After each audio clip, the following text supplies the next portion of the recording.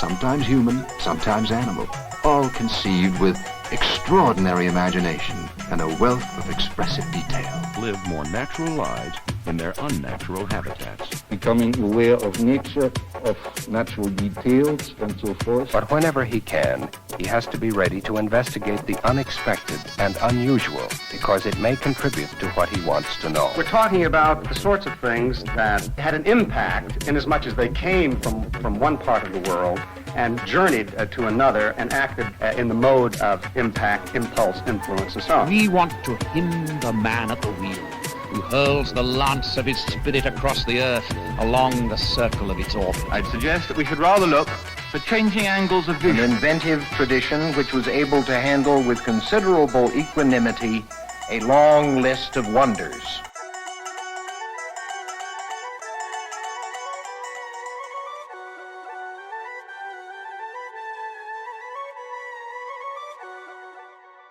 Hello, and welcome to the first episode of Administrism. I am your host, Frater Yara. You may know me from the Faith Blind Council podcast. I've also been on a couple other podcasts like the Lux Occult and Paranormalcy. But yeah, if you're brand new to this podcast, who I am is I am a long practicing occultist. I've been practicing occultism and magic for over 20 years, something like that. And chaos magic in particular, and that's what this podcast is going to be focused on. But I've touched all sorts of paradigms and everything, and along with that, I am joined with my beautiful wife, Zarina. Would you like to introduce yourself? Hi, I'm Zarina. You may recognize me from episode 3 of SO Topical, Long Hard Socks, or you may know me from our Facebook page of the Faith Blind Council or our Discord server. I would be Zarina. Yeah. So, would you like to describe your occult/magical experience? I would say my occult experience started shortly after I met Yara. We went to a party together to meet one of his friends for their birthday, and people were doing all sorts of weird stuff, and that's how it all began for me. And after that, I was like, hey, this is really fun. So here I am. I would say before that, my experience with magic would probably have started as a child, where I basically had premonitions without realizing that that's exactly what they were. Having a dream, being able to remember it, and then it actually coming to fruition, which is kind of strange for a kid.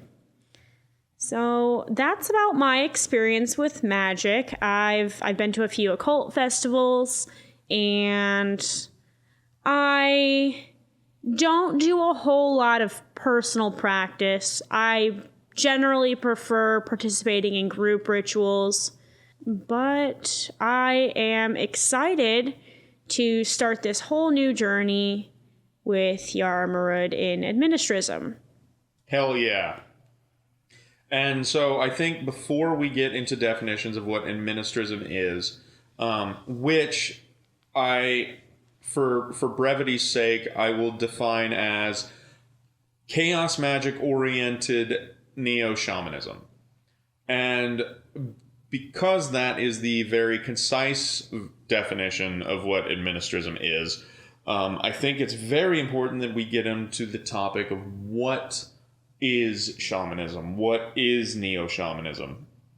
Getting into that, Zarina, what are your ideas of shamanism? Like, what do you perceive it as? What are your conceptions? Just from maybe a pop culture point of view of understanding what shamanism is, my exposure to it would be not much at all, just what I've seen in movies or anything. And it would just be somebody who, I don't know, lives alone, and they would be the magic person within a community, a small community. That, I would say, is where I originally started with what I thought shamanism was. Yeah, that's fair.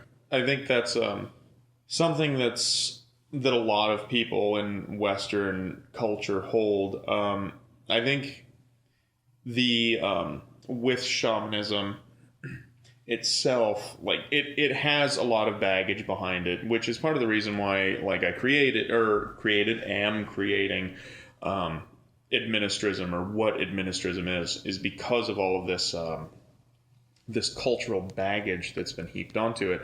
But into actually what it is, it's a very difficult thing to define, because shamanism itself is it's kind of an umbrella term, and or it was made most famous by religious scholar / anthropologist named Mircea Eliade, and he had written a book in the 1950s in that he had kind of defined what shamanism was, and the term shaman, Eliade had taken that term and identified it with a Tungasic language. I think that's the correct pronunciation. But it's in Siberia, and he had basically identified the religious leaders or religious practitioners of shamanism to be called shamans or samans or something to that effect. And so he had taken that term and kind of used it as an umbrella term to kind of describe similar practices, and involving things such as one thing that he had identified as particularly shamanistic was the concept of a would-be shaman, or someone who's studying to be a shaman or something, going through an initiatory rite in which the spirits had basically risen him into a new magical person, which is not something that is particular to indigenous religions or indigenous religious practices or spiritual practices. Like it's common in Western society too. Like we have the concept of the mystery schools, and it's common in Gnostic religions. You have the entire concept of Christ dying and then rising again. It's a common trope within several religions of being born again and coming into the world anew. But he used that as shamanism, or he used that to help define shamanism and what it was. But then after he had written his book, in 1951, I believe, it became extremely popular in the 1960s and 70s in order to form what is now called neoshamanism. And with the original shamanism, it kind of had, with the whole initiatory practice and everything, there was a study period in which there was an initiate who would study under a mentor and like learn all of their ways and learn how to do things the specific culture had defined as religious and what to do. And there was a cultural tradition, but that was sorely lacking in a lot of Western societies. And so with neo-shamanism, it's the same kind of concept, the same sort of practices or beliefs without that cultural tradition. So you just kind of pick it up. And so that's kind of pretty much what we're doing right now, is we're just picking up sort of a pseudo animistic kind of practice. That's shamanism, and my own experience with it and my own preconceptions. My own experience with it is primarily dominated by neo-shamanism, particularly the whole post-colonial mindset of basically just white people taking shit. And white people, like, just claiming, I'm a shaman, come with me on a spirit quest, meet your spirit animal. Like, what the fuck are you talking about? You were born in New Jersey. What do you know? Yeah, like, there's the whole fucking baggage with shamanism and everything, which is what I'm attempting to circumvent with Administrism. So, Yarmarud, how do you feel that rebranding this as Administrism circumvents cultural appropriation associated with shamanism and neo-shamanism? That's a very valid and very good question. So getting into like my own personal beliefs with cultural appropriation. So I didn't mention this in the whole introduction bit, but I studied in my undergraduate anthropology, and so I have a pretty solid background in anthropology and cultural studies. Because of that, like I've spent many years studying other cultures, interacting with other cultures. First of all, when it comes to cultural appropriation, for the most part, I would say that the people who tend to claim cultural appropriation tend to be in a privileged position. I say this because most people who are genuinely part of that culture tend to express joy or gratitude that someone is involved and wanting to learn their culture. Personally, like I have gone and practiced many different paradigms involving those of indigenous or native people or people who are diaspora. If you're unfamiliar with the term diaspora, that's it's a culture that has been taken from their homeland and spread throughout the world, has left their native lands. Typically, like the people who have gone through these injustices and everything, the fact that you are interested in wanting to learn more about their culture, they take this as a badge of honor. Which, honestly, from a magical standpoint, the fact that you are willing and passionate about learning about this culture and wanting to practice its cultural beliefs shows that you are approaching it from a place of respect. And if you're not approaching it from a place of respect, you are fucked. You're not approaching it correctly. Take, for example, say voodoo. If you are someone who is not part of a voodoo culture and you're wanting to practice voodoo, you have to understand that worshiping and venerating the Loa, you have to humble yourself that in the aspect like you are coming from this, like, respecting this culture enough to believe that yes, your culture is worth learning about. Your culture is worth practicing. It is an honor for me to have done so. And if you don't approach these deities, these spirits, these ideas from a place of respect, then you're not doing the magic properly, because part of the whole thing is the belief that it works and the belief that what you're doing is the right way of doing it. And by humbling yourself in such a manner as to approach these deities and understanding that they are deities and are above you, you're honoring these practices with the knowledge and with acknowledgement that, you know, they deserve the respect that I'm giving them. They should be respected. But going from that to this, particularly with Administrism, how does it circumvent this? I think it comes back to how I had already mentioned that the term shamanism is a very fucking loaded word. It is full of baggage, and it doesn't give justice to the cultures and the people that it is used to describe. And so from my own research and everything, there was a particular paper that I had read that was written by Lars Farrow in 2011, and he actually does a very good job of putting into words something that I, for a very long time, had felt but couldn't articulate.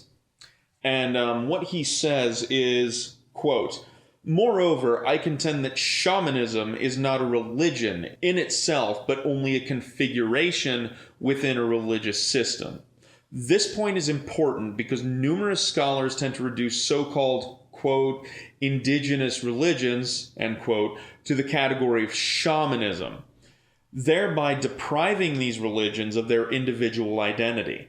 Instead, these religions ought to be recognized and analyzed as distinct systems of belief and practices, just as Buddhism, Christianity, Hinduism, Islam, and Judaism are.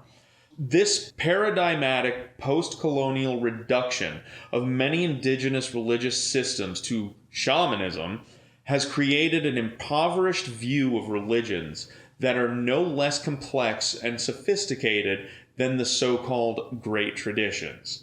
End quote. So in layman's terms, the term shamanism erases the individuality of these other indigenous religions. Right. Exactly. And so like how I had previously mentioned, like approaching a particular paradigm or a particular viewpoint with respect as you learn about it and as you are practicing it, the term shamanism completely gets rid of that by its just like broad stroking the entire thing. Because shamanism originates in Siberia. Yeah. It belonged to a particular tribe, and it was used in a very particular instance. And using that one word, even if you were to take like English words for different practices, delegating the concept of shaman would completely wipe out like the North American indigenous people and their practice of the medicine man or medicine woman.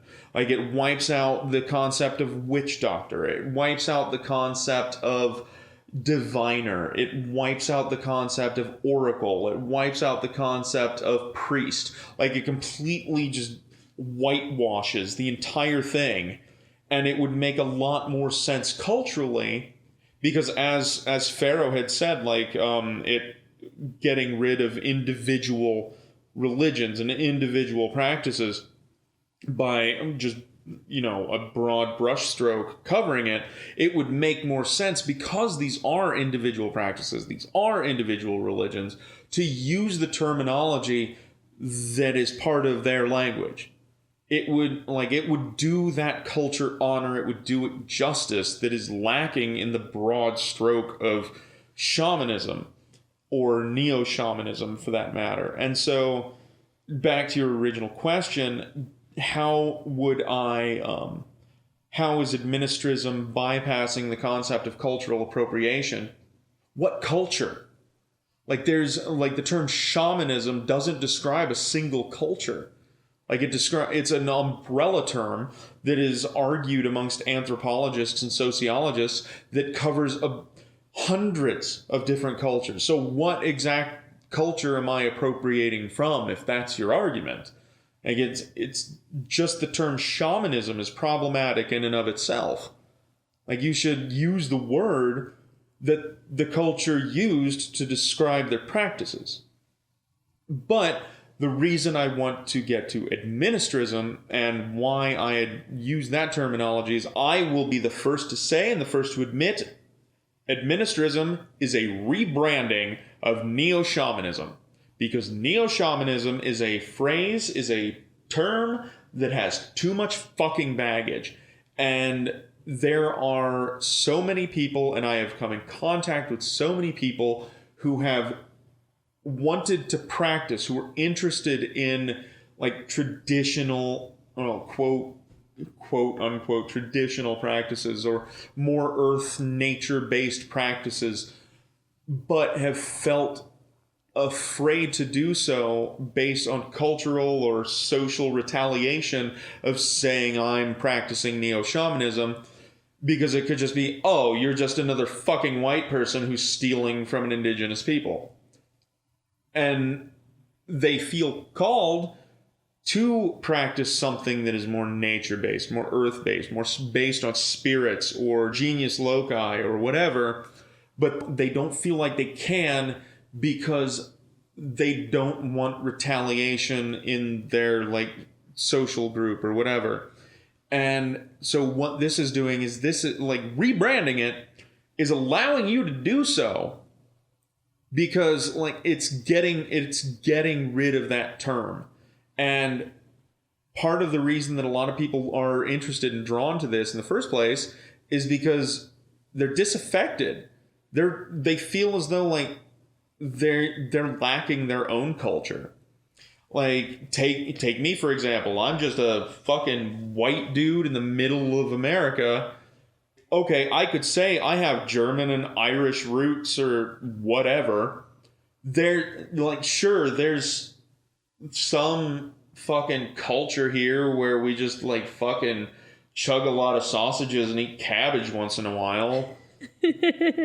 But like there's no actual culture. Like we don't really get together with our community and we don't have songs. We don't sing together. We don't get together, and there are no cultural stories.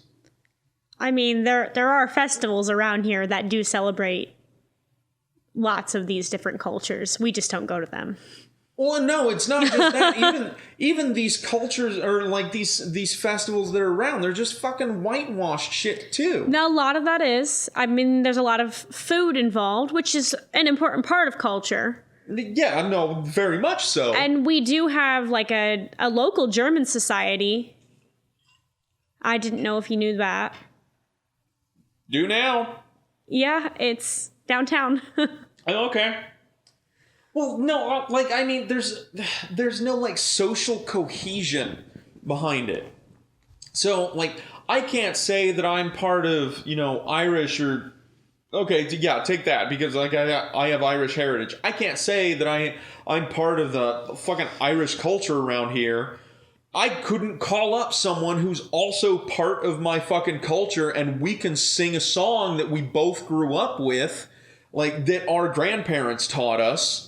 Like, all the fucking Irish culture around here is, hey, you listen to the Dropkick Murphys too? Let's go get fucking smashed at O'Sullivan's. Like, that's it.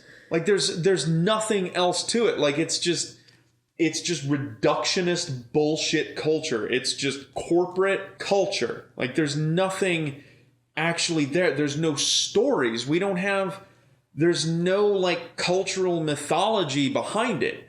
All of the culture for me is just gone. Like it's all corporatized and whatever. And so I know there are a lot of other people like me who also feel disaffected and disenfranchised in the fact that they are lacking this kind of culture. They're lacking a communal connection. They're lacking other people within a community. But they're feeling this draw towards something more nature-based, more earth-based, more in line with us as a, evolved primate.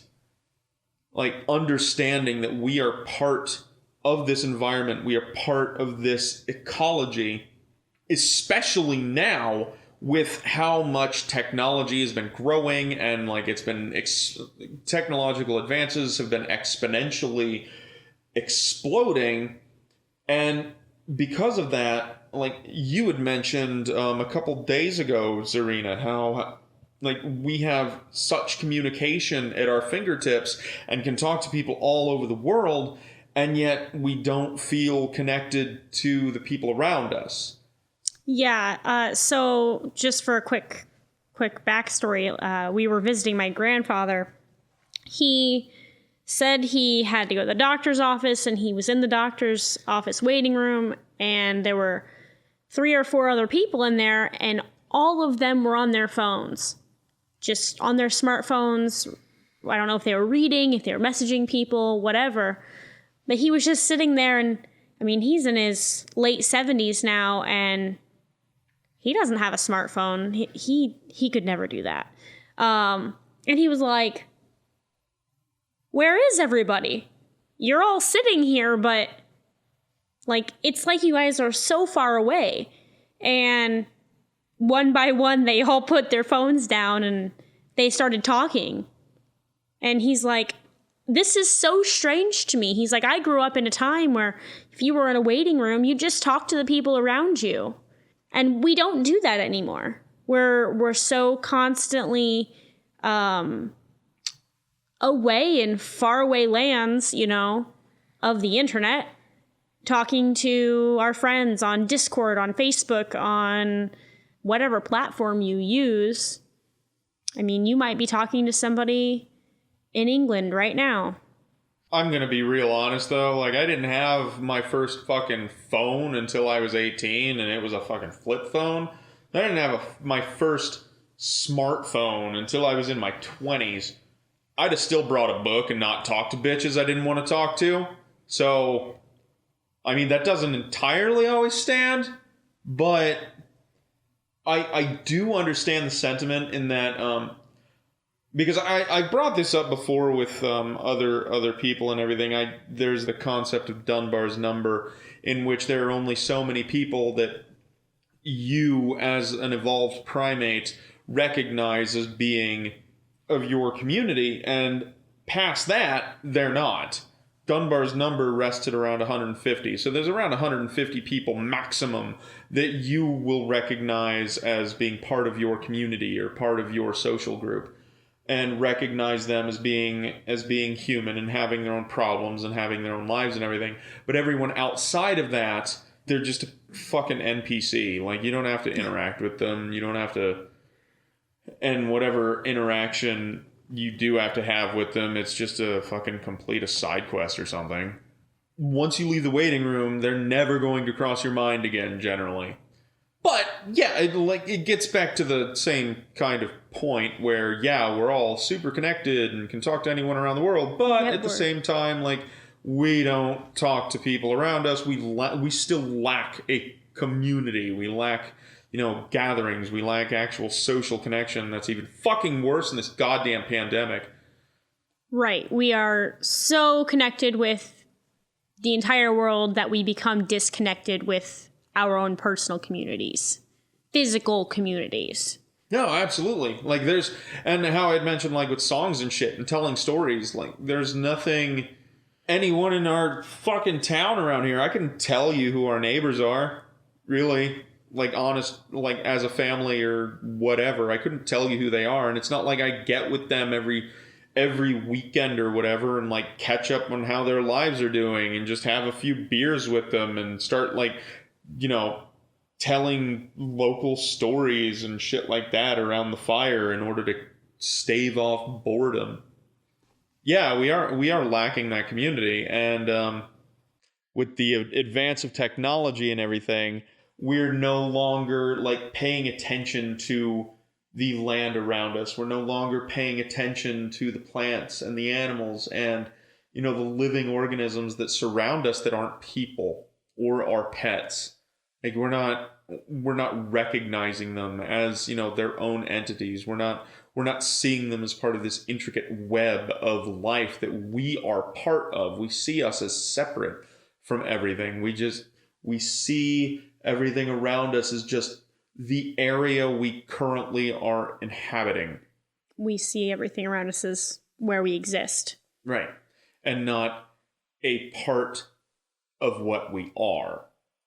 And I guarantee that there are other people who feel that the same way as I do, that they want to get back to something that is more traditional, that is more ecologically based, that is more natural, but they they feel like this baggage of getting behind, like they can't accept the system they are, or they can't publicly announce this system because otherwise they're just going to be seen as, you know, someone who culturally appropriates or just a wook.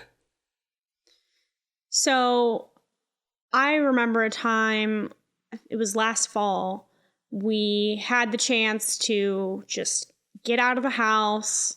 I mean, we're in the middle of this coronavirus pandemic. We've been at it for a year now. And being cooped up in the house, it just sucks.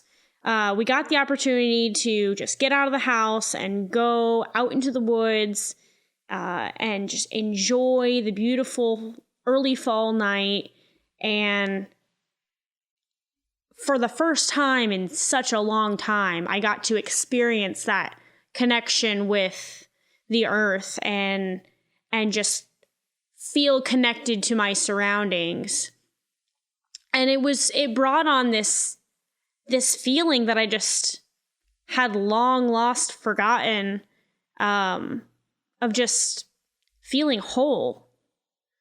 So I'm really looking forward to experiencing this paradigm and getting to experience more of that wholeness, more of that just connectedness with everything around me, like acknowledging the beautiful breeze for what it is instead of just being like, oh my gosh, I'm so cold.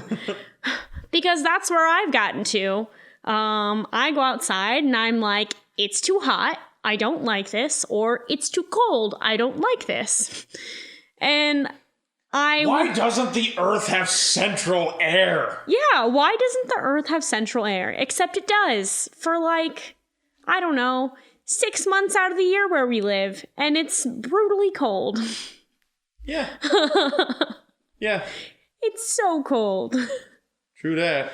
Why do I live where the air hurts my face? Because I don't like big bugs. Yeah, that's the trade-off. It's either, you know, cold or giant insects that pick and choose. Except we still get big bugs. No, we get spiders. We get big spiders. Big spiders. Big scary spiders. Yes. That like to pop out at you. Yeah, God, they'll pop out of the cracks in the walls and shit. There's no cracks in the walls, just the floor of your workshop. Close enough.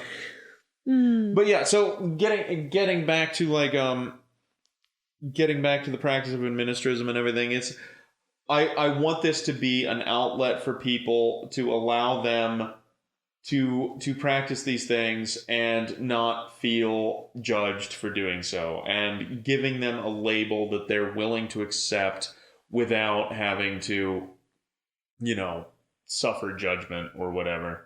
And so I think this is a good place to transition into what administrism actually is, and like what I've focused on and how to develop it.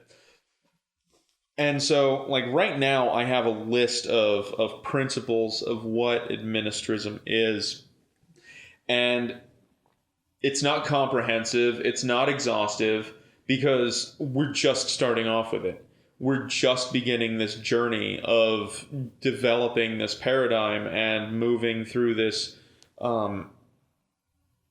this pseudo animistic, ecologically based practice. It's going to constantly evolve, just like our practice will evolve in how we do things. And so the first thing I would like to address is why I called it administrism in the first place. And I called it administrism in the first place based on the root word like administer.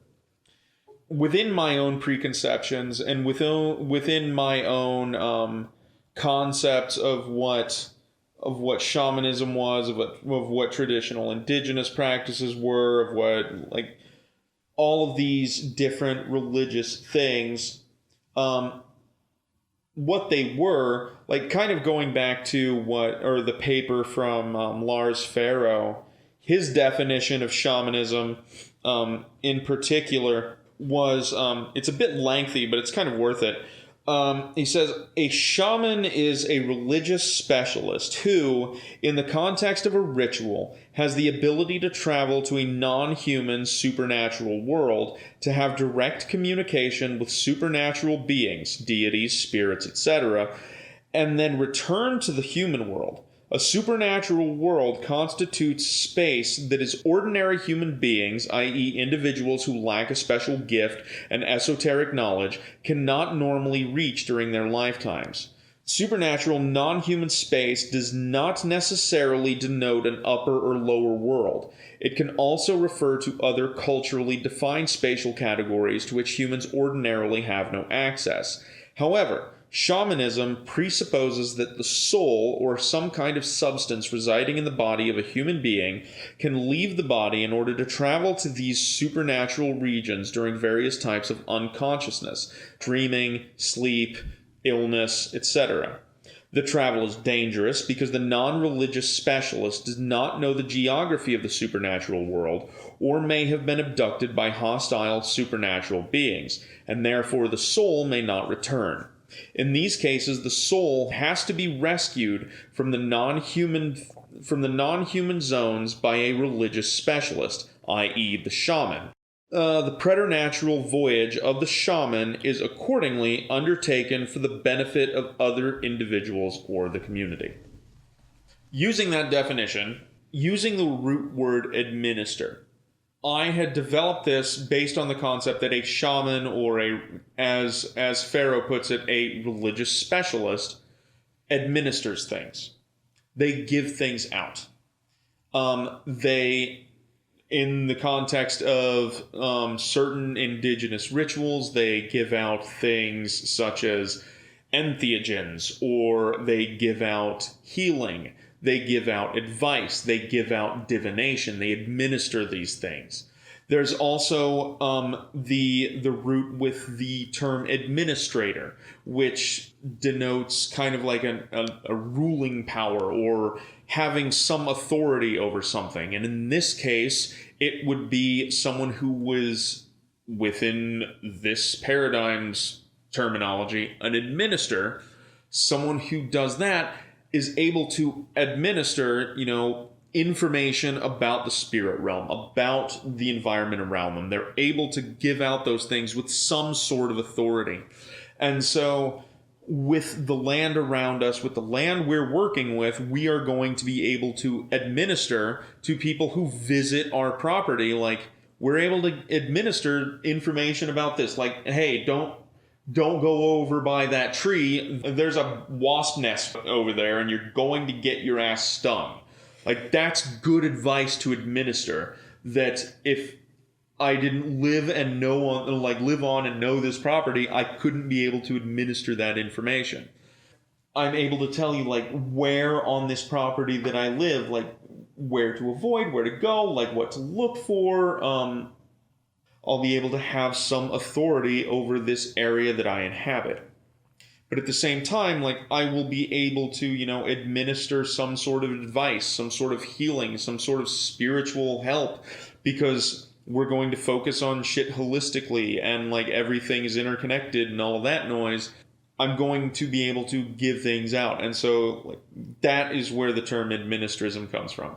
It's the concept of doling things out, of giving things out, of helping the community, of helping others, of helping yourself. And so I've chosen that over the extremely niche word shaman that comes from a single tribe in Siberia. Administer seems a bit more all-encompassing. That's a good phrase, yeah. All-encompassing. And there's no religious context behind it either. There's no, like, presupposing that you have to believe in a certain deity. You have to believe in this. It's going to be based on techniques. It's going to be based on methodology. It's going to be based on things that I learn as I go along, rather than a predetermined pantheon. It will be nature-based. Oh, yeah, definitely. Yeah. I mean, presupposing that you live on a planet with life on it. That's the only presupposition that I have as far as, like, practicing administrism. Like, there's a planet that you're on that has life around you. It's a pretty good starting point, I think. I mean, it just depends on what planet you live on. There might be life there, might not. Well, yeah. I mean, hopefully they're just not living on a fucking sterile rock. Feels like that sometimes. I know. I've been to fucking Utah salt flats. That's not very nice to our Utah to what? listeners. Fucking the salt flats? No. I don't give a shit. Like, oh, I'm not nice to the salt flats. Yeah, well, they're not nice to life either. They'll let you bake in salt. Like, I don't give a shit if I'm nice to the salt flats. Okay, so getting onto like what administrism is. So far, as I said, this is not a concrete nor exhaustive list, and it's always like it's an ever-changing thing. So some of the things involved with that we've developed so far that we are incorporating with administrism, and what it is number one, it is nature-based. It is spending time on the land that you live on, or in the surroundings that you are in. It is the life around you, the environment that you are in. And the people. And the people. Definitely. And the animals. And the animals. Like, nature around you. It is... Even the spiders. Even the spiders. Because as much as you dislike spiders, they feed birds. And they get rid of insects that are willing to hurt you. Although our spiders get tarantula size. Yeah, they're pretty fucking big. So that's the first principle. The second one we have is incorporation of homesteading or self-reliance in order to further entwine yourself with the land and ecology around you. So if you live in an urban environment, you are still able to, take self-reliance. You are still able to create things and do things on your own and rely on the environment around you to help take care of you, rather than just, fucking ordering everything online. Like, making sure that you can take care of yourself, learning more about how to take care of yourself. Yeah, pick up a hobby. I mean, it doesn't have to be, buying 5 acres of land and, cultivating all the food that you're going to eat throughout the year. It doesn't have to be all that. No, it could be learning how to knit yourself sweaters. Right, or it could be like putting a tomato plant out on your balcony and, collecting all those. Listen. What? I had a balcony at my last apartment, and I had probably over 20 kinds of fruits and vegetables out on my balcony. If I can grow potatoes out there and 3 different tomato plants, green beans, all the flowers, you can do it. You can do it. That's assuming that you have a giant fucking balcony and not like a window box.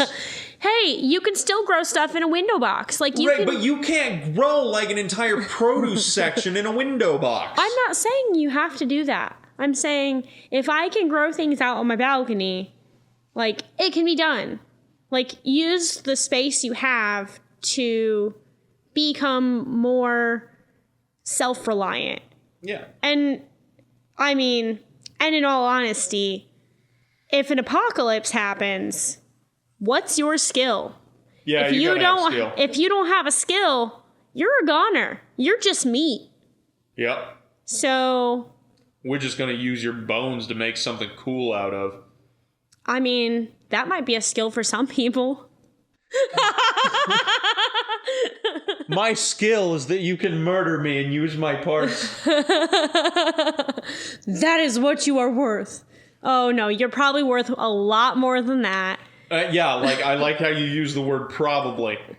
I don't know each and every one of them. I'm sure you're capable of doing something. So, go out there and learn something. And yeah, if you can't do something, you can learn to do something. Become self-reliant. Learn how to take care of yourself. Learn what things you can do for yourself rather than, Yeah, use your abilities. Use what you can do to, enrich yourself and the lives of those around you.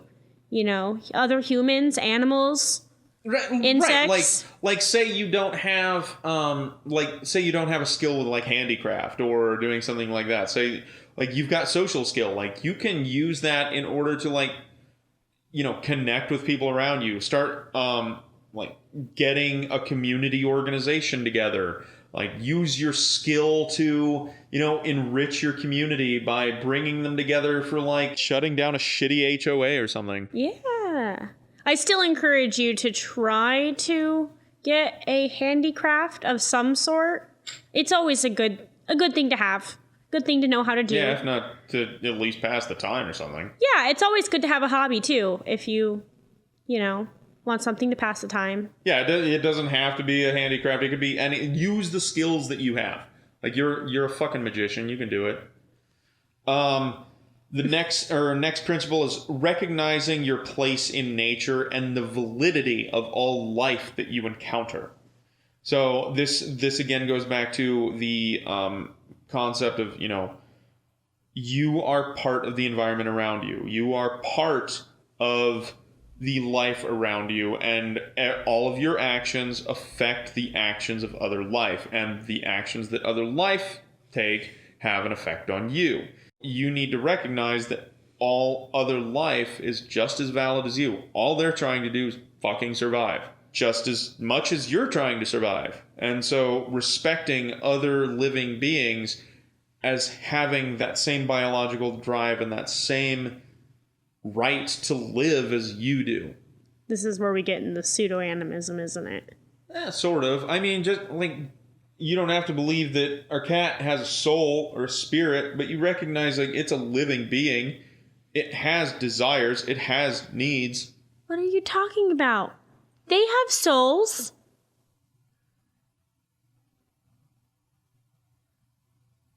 Sure. Like that's like that one there is a prick. She still has a soul. Just because you're a prick doesn't mean you don't have a soul. Yeah, I guess. Look at her. She's cute. Mm-hmm. And she loves soft things. Right. Okay, or the spiders we were talking about. I said you'd try to respect them and accept them for who they are. And their spooky legs. Their spooky legs. Like, all they're trying to do is survive, just like anything else. How do you have that many legs and not trip over them? I only have 2. Also, these little motherfuckers pop out of everywhere. Well, I mean, it helps. Like, with the hand-eye coordination, they've got 8 eyes, too, so... I don't want to think about that either. But they pop out everywhere. We were eating breakfast one day, and it popped out from under her plate. Scared the ever-living piss out of me. I screamed and ran. It was hilarious. It was a big spider. But yes, recognize, like, and not just bugs, not just think, there are lots of other forms of life too. Like there are mites. Like our crazy neighbor down the road. Yeah, he's some form of life, I guess. But there are molds, there are lichens, there are fungi. There's all sorts of life growing around you all the time, and you need to recognize that you are part of that as well. Like, you have a place just as much as they have a place, and you interact with each other. And like I had said, your actions affect their lives, their actions affect your life. That's another principle, like recognizing that you are part of a very intricate web of life. The next principle kind of ties in with what we've already talked about, is respecting all life that you encounter as having its own spirit or energy. Recognizing they have their own wants, they have their own desires. Recognizing it has a spirit, it has an energy. So the next one is, as a life entwined in this web, all issues must be treated holistically. So take Western medicine, for example, right? You go to the doctor because you're feeling ill. Why do you feel ill? Well, you've got these symptoms. We're going to treat the symptoms. We're not going to treat the cause of it. For all you know, you could just be having an emotional day that has set your fucking shit off whack. So your emotions could cause like an immuno response. Yeah. Like, there have been plenty of times anyone's felt, like, so upset about something, like, they felt nauseous. Oh, no, I experienced this in the most strange way. I had a lot of stress going on in my life at one point, and I woke up, and I had these red bumps on my ankle, and I thought, man, I must have got bit by a spider. Well, as the day progressed, more and more of these hives were popping up, and I went to the doctor because I was freaking out, and they're like, you have hives. It's okay. And I'm like, yeah, but what's causing them? And they're like, well, do you have anything going on in your life? I'm like, I'm stressed the heck out. And they're like, that's probably what's causing it. Here, take this medicine. Here, treat the symptom. Yeah. I mean, they didn't give me anything to calm my nerves. That probably would have helped. Yeah. But yeah, and that's the thing, like treating things holistically, like understanding that, you know, you can't just treat the symptom, you have to treat everything. So, and like a big part of that is taking care of yourself. That is a very big part of it. That doesn't just mean physically, that also means emotionally. So like if you're in a situation where you can't emotionally handle it, put yourself out of that situation. Take yourself out of it if you can do that. Do your best to take care of yourself. Mentally, if you are so, like, as you had said, Zarina, like, if you're so stressed out, like, find a way to, like, relieve that stress. Understand that everything needs to be treated as a whole because we're part of a giant web of things. Everything needs to be looked at, not just the symptoms.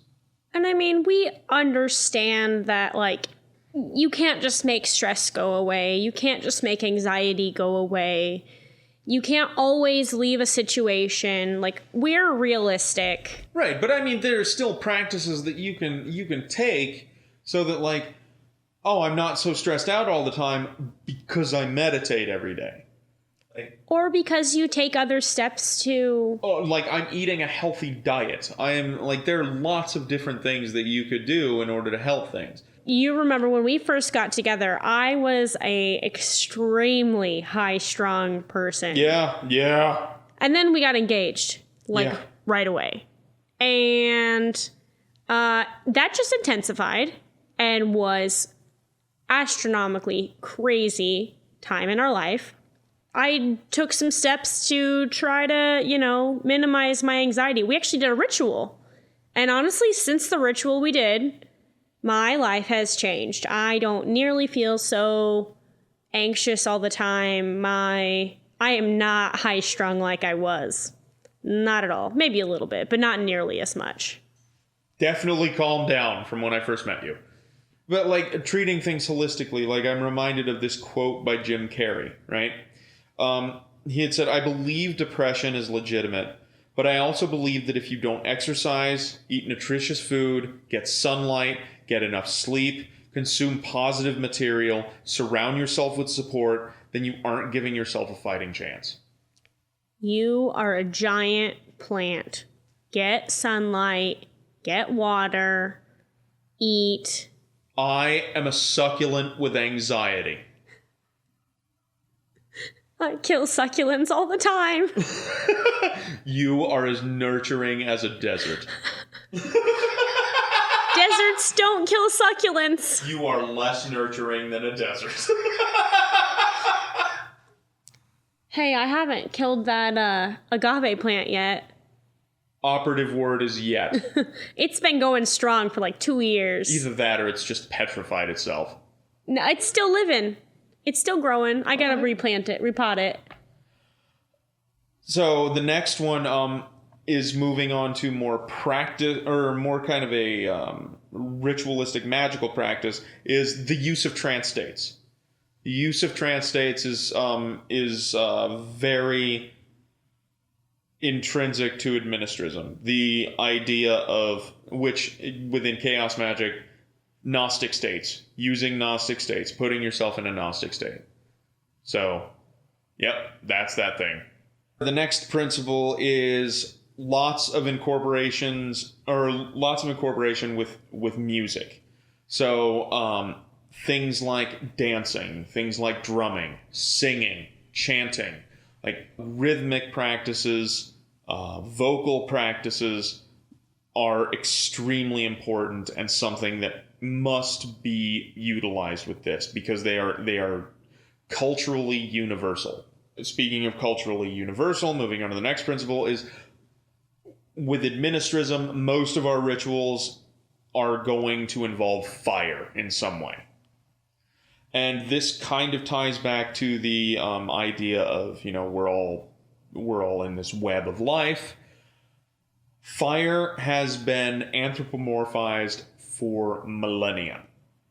Like until we started, understanding things scientifically, for all intents and purposes, most humans believe fire was alive. Like it exhibited all of the attributes of life. Like it needed to be fed.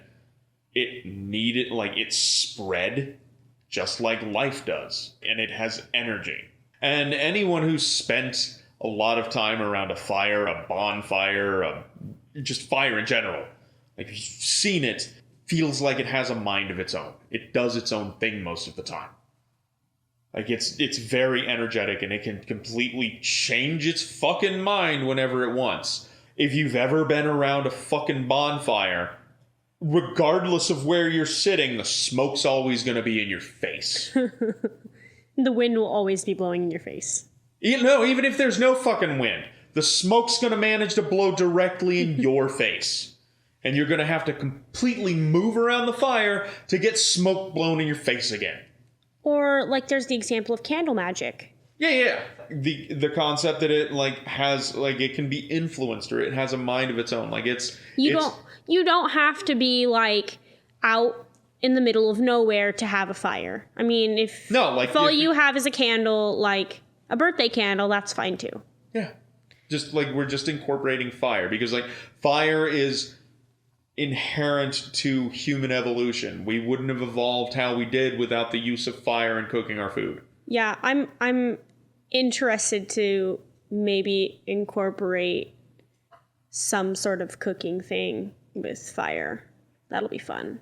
Oh, hell yeah. Inside, outside, it doesn't matter. Oh, hell yeah. No fires in my living room. Don't tell me what to do. Moving on. So, incorporation. The next principle is the incorporation of community or other people because we are social animals. We need social interaction. We necessarily require it. Otherwise, you kind of go a bit bonkers.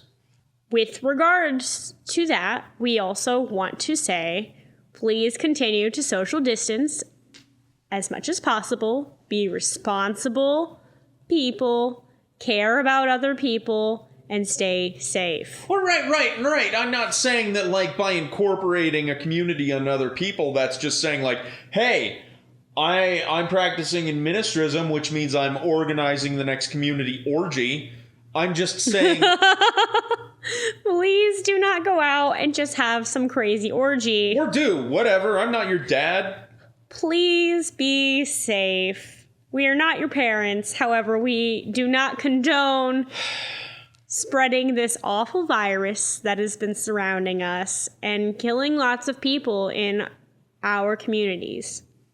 I wasn't saying that either. All I said was incorporate other people, incorporate a community, whether that, because during this whole pandemic, we've been doing Zoom meetings, we've been talking to people, just incorporate other people, practice with other people, talk to other people, be social. Don't isolate yourself and just do this yourself. I'm going to achieve magic enlightenment by isolating myself and staring into a fire for 36 hours.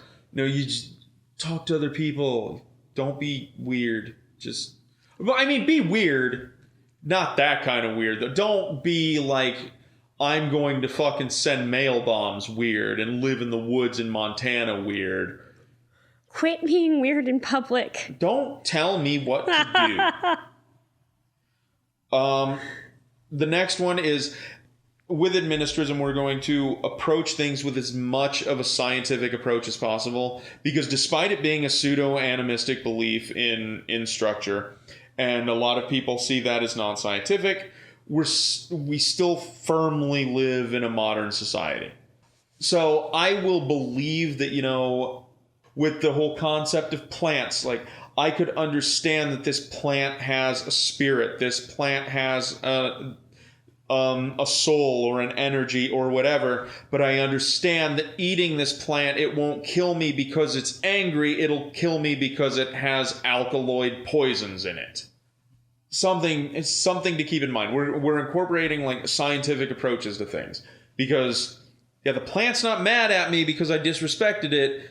The plant made me sick because it has poison in it, and that poison is not good for my insides. Well, maybe it created the poison because it was mad at you for eating it. No, it created that poison because that's what that species of plant does. Because it doesn't want you to eat it. Not because it's mad at, not because I fucking like stole its favorite pen and didn't return it. Like, it's not mad at me. It doesn't have a personal vendetta against me because I decided, to fucking cut down its neighbor. Like, it's still going to kill me if I eat it, not because it's mad, but because it's full of poison. Please don't eat poison. Yes. The next one is acknowledgement of the genius loci, and therefore as much focus on local as humanly possible.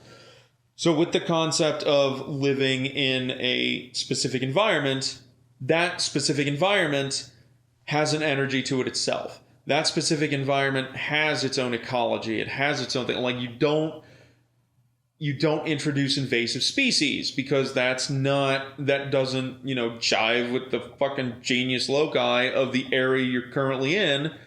On the flip side, like, respect that genius loci. Respect that ecology and that environment that you are currently in by supporting it as much as possible. So, like, buy fucking local honey because that's going to support the fucking beekeepers in your area that are, helping the bees and make sure that, they're not gonna let all the plants die, and so now you live in the fucking salt flats of Utah. Well, and in addition to that, I want to add that eating local honey is also really good for your immune system, because the bees are collecting pollen local to where you live.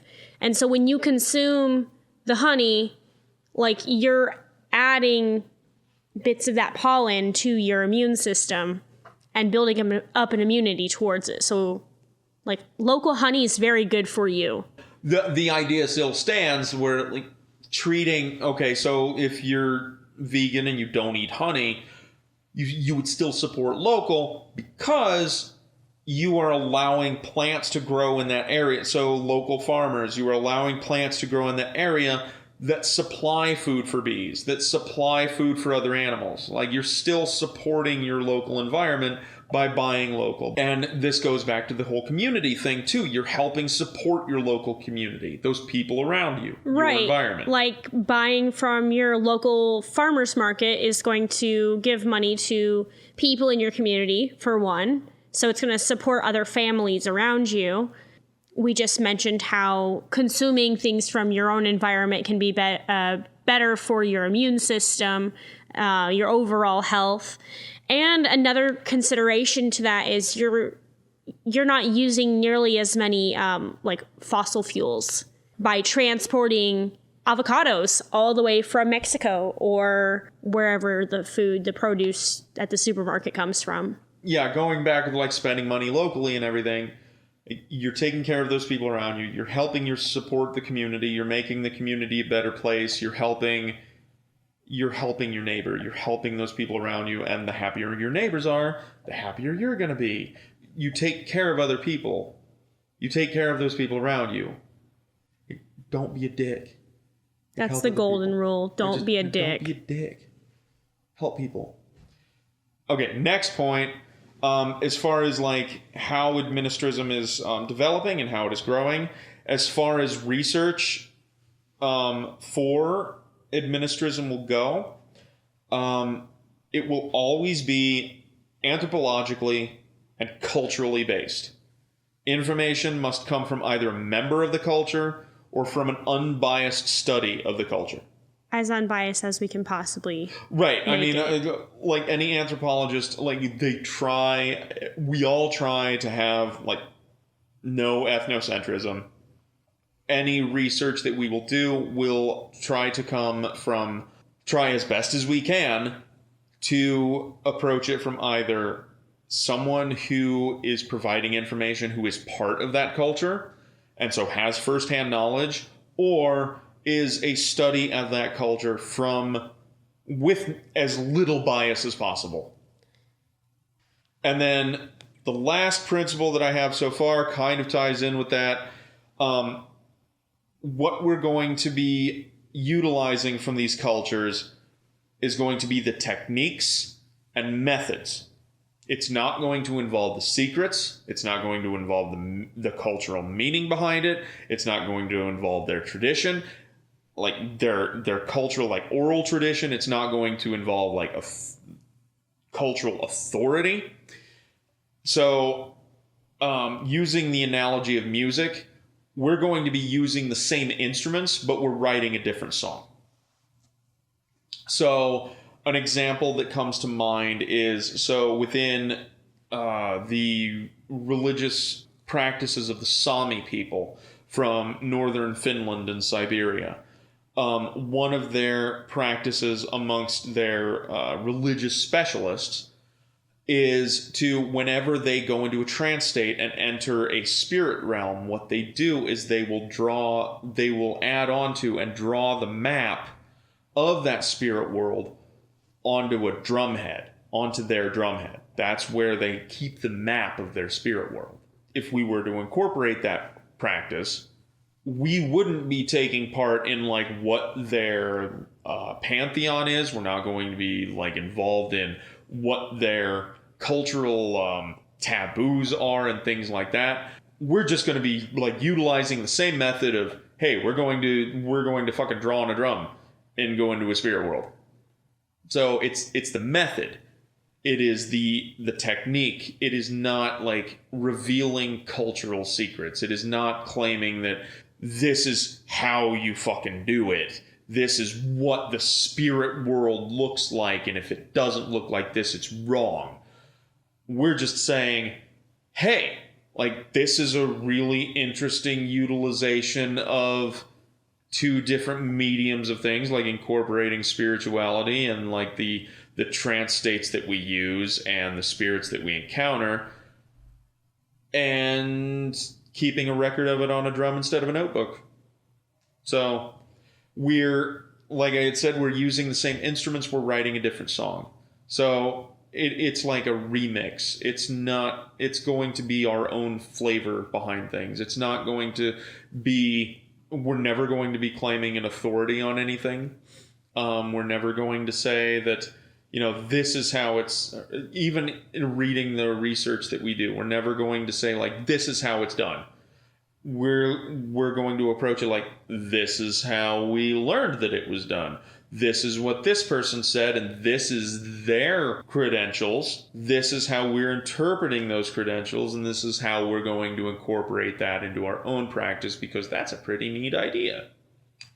Right, because that's what chaos magicians do. They're very pragmatic and like to utilize tools from various practices into their own magical practice. Right, and we'll come back and be like, hey, well, we tried incorporating this, but it didn't work out quite as well as we had hoped. So, and it's probably something we did, but it's fine. Yeah, like, we'll give it a shot, but if it doesn't work, we're not going to keep doing it. But by all means, if you're following along and you want to do it and you want to incorporate yourself into this practice too, and it works for you, fuck yeah, awesome, you found a new technique. We're just kind of pointing out new things that you could try that we're going to shoot for too, and if it doesn't work for us, fuck it, we don't care. Yeah. We're going to move on. There's plenty of shit. I think that's the thing I really like the most about chaos magic, is that I get to learn so much about other cultures that I otherwise would know nothing about, as well as I get to try something new, and I usually have a lot of fun. Sometimes there's a lot of emotional energy attached that can be very overwhelming, both good and bad, but yeah, overall, we generally have a great time. I'm gonna be real honest right now. That's the reason I studied anthropology. Like, it's interesting as fuck, but like it really fucking increased my magical practice like 1,000-fold. I always have had a fascination with history, so. All right, and so now that we've covered the principles, I think that we should move on to like personally, why we're moving into this, what we're hoping to get out of it.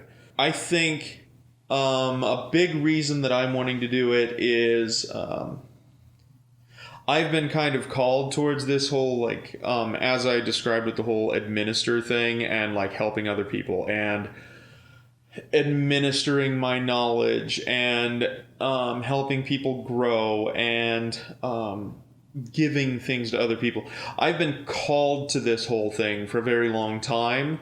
It's just because of the whole, cultural baggage of the word shamanism and like all the fucking charlatans and fucking sketchy fucking white people who try and sell their fucking brand of whatever, like, you should join our tribe and we're gonna hang out on our spirit quest and eat a shitload of mushrooms. Like, yeah, no, I'm not a fucking wook. So,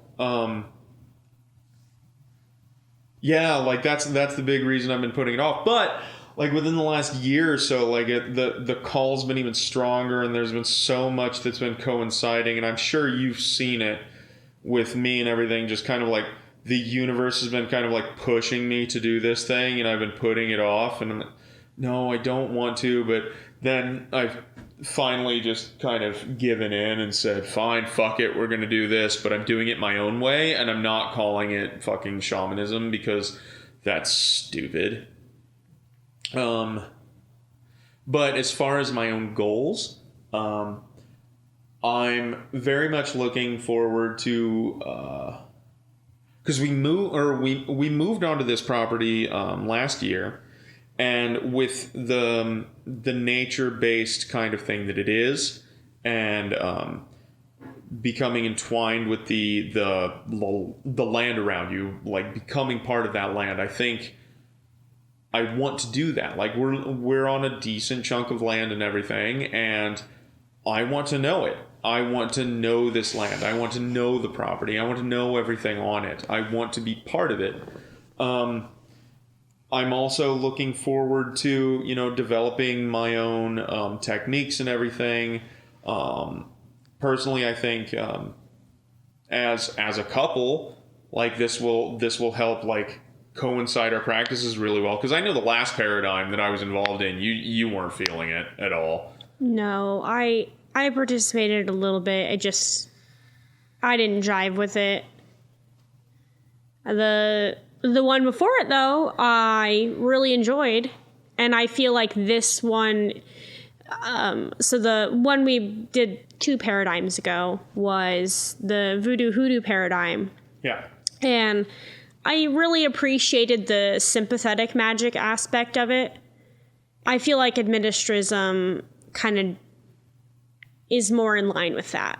And that's where I feel most comfortable, at least right now, with my own practice. Yeah. With us both doing it at the same time, and with you being more invested in it, I'm looking forward to practicing more with you. I'm looking forward to us developing this together.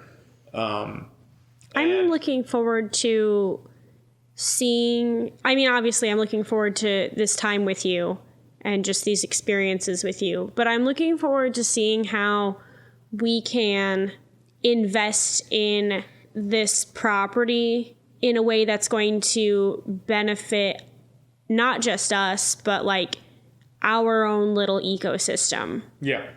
Well, I mean, there's just tons of things that I would like to do. I am a goal setter. I am a planner, and I need to remind myself constantly that we don't need to do it all at once. Yes. It's a work in progress. Yep. And that's fine. Yes. But I'm looking forward to utilizing Administrism in our day-to-day lives and seeing how we can just benefit everything around us and make our property be our own little oasis. Right, and not just that, but like along with taking care of the ecosystem around us, like taking care of ourselves better too. We both have bad habits Lots of them. and that we want to get rid of, and like taking care of ourselves and being healthier, being not just physically but mentally, like all sorts of, like emotionally, everything. Like being better people, like improving ourselves along with improving what's around us. Get more sunlight. Yeah. Yeah, but like you think about the sun and you burn. It's fine. I love the sun. It just doesn't love me. Yeah. You're being punished for something. It's like a toxic relationship. Yeah. You and the sun. Me and the sun. But yeah, so like that's a big thing of what I'm wanting to get out of it. And like being able to help other people and developing my own practice and like growing here on this and being able to share that with other people and helping other people along the way and being an administrator, being someone who can assist, being someone that I can, justly give things to and all of that. So that's really what I'm shooting for out of it. I think I've expressed like what I've been looking forward to pretty much throughout this whole episode. Yeah. I'm looking forward to a lot. Mm-hmm. I have high hopes for what we're planning to do, learn, and just I feel like it's going to be a good time. Mm-hmm. And on that note, we can wrap this up by letting the listener know, letting all of you know what we intend to provide with this. So obviously we have the podcast and we're putting this out, but we are hoping to maybe make some small video clips of how we're incorporating administrism into our daily lives. I don't think they'll probably be long, just, maybe 10 minutes or so, maybe more, maybe less. It's a fucking grab bag, man. Yeah, it'll probably be a grab bag. We have an Instagram page. Yeah. The videos will probably be on YouTube. Yeah. Just for ease. Yeah. And yeah, we have a YouTube page. We have an Instagram page, and they're both. You can both search for them under Administrism. We weren't able to get a fucking Google email address for Administrism, and we weren't able to get Twitter for Administrism because it has the word admin in it. And so Google and Twitter were just like, nope, you're probably scamming people, so fuck off with your shit. Instagram, don't care. Some odd reason, like I could set up an Administrism account on YouTube, but not a Gmail account, so that doesn't make any fucking sense to me. And as far as episodes go, what we're wanting to do is we both intend on journaling our process as much as we can and writing down our process and what we're doing and all of that shit. With each episode, we'll share like excerpts from our journals and let you know like all of the things that we did during this time and like how it unfolded and what happened and what the exact process is and whatever. But we'll also be doing research, as I had said, with the principles that we had defined, like the research with the ethnographies and the books that are written by people of that culture. We'll be researching those. We're going to try and provide as much information behind this and our thought process and its development as we can. Did you mention the FBC Discord? No. So like also as far as keeping along with us and keeping in contact with us, we are very much in tandem with the Faith Blind Council. This is kind of just an offshoot of the Faith Blind Council podcast. And so we are also going to be on the FBC Discord. And we have our own channel dedicated to it on the Discord page that will have different channels for like discussion and resources and the videos and all of the things that we have involving Administrism. There's his own section just dedicated to it, and we would love as many people to join us in that discussion as possible, and we're going to also check out some of the other discussions on the FBC Discord. Like, oh yeah, they're dope as fuck. There's tons and tons of topics. There's a book club. There's a really funny like online divination. Join us on there. Join us in the discussion, and I'm there more often than I should be, talking to people. I'll join on voice chats and shit like that and help doing whatever. But if you want to get a hold of us individually, like we said, you can get a hold of us on Discord. You can also contact us through, I have my own personal email, which is yaramarud@gmail.com, that you can contact me with. But yeah, so you can contact us through there. I'm on Twitter, but I rarely fucking use that thing. But I've been getting better about Twitter. I don't really give that much of a shit. Because it's just, I just see it just angrily yelling at the void, which has basically been my practice for the last decade. Just... Or, the last 3. That too. Just angrily yelling at the void. But yeah, so we look forward to continuing our practice and development of Administrism, and really look forward to sharing that development with you, and hope we hear back from you with any progress that you've made within it. We want to hear your experiences with it. We want to hear how you've developed it, how you've taken this information and made it your own, because that's ultimately what we're trying to do. Make the practice your own, be part of a community. I'm really interested to see what all you guys have to do, and how you can become one with the universe, with us. Yes. And everybody else. Thank you. Including the spiders.